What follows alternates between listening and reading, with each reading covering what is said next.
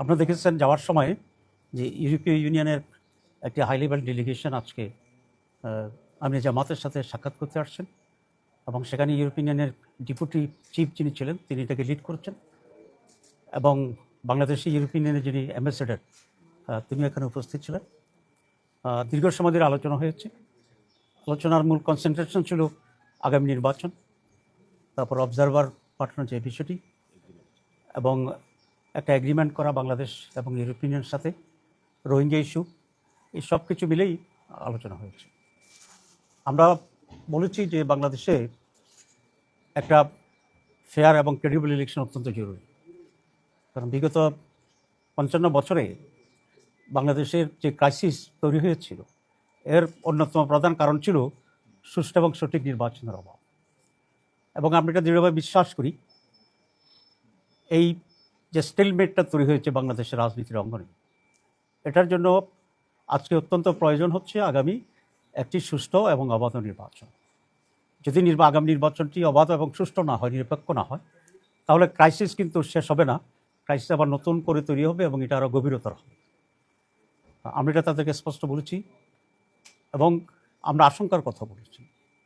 গত 1-2 সপ্তাহ ধরে বাংলাদেশে সরকার এবং আমাদের ল এনফোর্সিং অথরিটি যারা আছে, ইনক্লুডিং সেনাবাহিনী, যেভাবে একটি বিশেষ দলের প্রতি ঝুঁকে পড়েছে এবং প্রশাসন যেভাবে একটা দলের আনুগত্য দেখাচ্ছে, এতেই আশঙ্কা তৈরি হয়েছে যে আগামী নির্বাচনটি কি আবার পাতানো নির্বাচন হবে কিনা, অতীতের নির্বাচনগুলোর মতো।